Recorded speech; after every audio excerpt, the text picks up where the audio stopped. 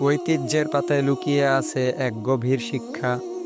এক বুড়ো সিংহের দুর্বলতার সুযোগ নিয়ে কিভাবে এক ধূর্ত শেয়াল তার রাজত্ব বিস্তার করতে চাইল, আর সেই গল্পের আড়ালে মুসলিম উম্মার জন্য লুকিয়ে আছে এক সাবধানবাণী। দিনের দাস্তান চ্যানেলে আজ আমরা শুনব কিভাবে ইমানের উপর অবিচল থাকা যায়, আর কেন বিধর্মীদের বন্ধুত্ব থেকে সতর্ক থাকা জরুরি। আজকের এই ঘটনাটি হলো যে যায় সে আসে না। আসুন দিনের দাস্তানে আজকের এই শিক্ষণীয় ঘটনায় ডুব দেই। এক সময়ে এক বৃদ্ধ সিংহ বেশ দুর্বল হয়ে পড়ল। শক্তির অভাবে খাদ্য সংগ্রহ করা যখন কিছুতেই সম্ভব হলো না, তখন সিংহ মনে মনে ঠিক করল যে বুদ্ধির জোরে সে তার খাদ্য জোগাড় করবে।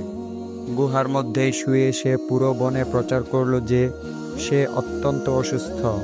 বনের পশুদের এখন উচিত তার সেবা যত্নের ব্যবস্থা করা, তার মনোরঞ্জন করা। সিংহ রাজার অসুস্থতার কথা শুনে পশুরা রাজা দর্শনে গুহার মধ্যে আসতে শুরু করলো। সুযোগ বুঝে সিংহ তাদের মেরে নিজের খাবারের ব্যবস্থা পাকা করলো।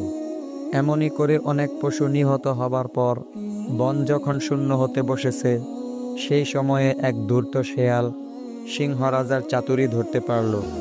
সিংহকে হাতে নাতে ধরার জন্য শেয়াল গুহার মুখে দাঁড়িয়ে পশু রাজাকে জিজ্ঞাসা করল, মহারাজ, আপনার শরীর এখন কেমন আছে?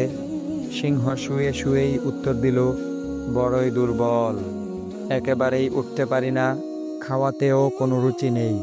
তা বাছা, অত দূরে দাঁড়িয়ে কেন? কাছে এসো, দুটো সুখ দুঃখের কথা কই। শেয়াল হেসে বলল, প্রভু, আপনার কাছে যাবার সম্পূর্ণ ইচ্ছা থাকা সত্ত্বেও আপনার প্রজা এই হতভাগা কাছে যাবার সাহস পাচ্ছে না।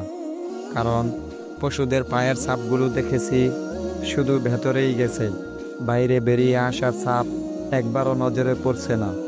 অতএব মহারাজ, আমি বুঝতে পেরেছি যে যায় সে আসে না। আমি দূরে থেকেই আপনার কুশল কামনা করি। প্রিয় দর্শক, একটি শেয়াল তার মেধা খাটিয়ে কিভাবে আত্মরক্ষা করল, মিষ্টি কথার ফাঁদে পড়ল না। কিন্তু আজ বড়ই পরিতাপের বিষয় যে মুসলমান ইহুদি নাসারার মিষ্টি কথার ফাঁদে পড়ে ইমান আমল সব খোয়াচ্ছে, তারপরও তাদের বোধোদয় হচ্ছে না। তাই আসুন আজই সিদ্ধান্ত নেই, আমরা ইয়াহুদি নাসারাকে বন্ধুরূপে গ্রহণ করব না। এ প্রসঙ্গে মহান আল্লাহ পাক বলেন, বিসমিল্লাহির রহমানির রহিম, ইয়া আইয়ুহাল্লাযীনা আমানু লা তাত্তাখিযুল ইয়াহুদা ওয়ান নাসারা আউলিয়া। অর্থ, হে ঈমানদারেরা, তোমরা ইয়াহুদি নাসারাদেরকে বন্ধুরূপে গ্রহণ করো না।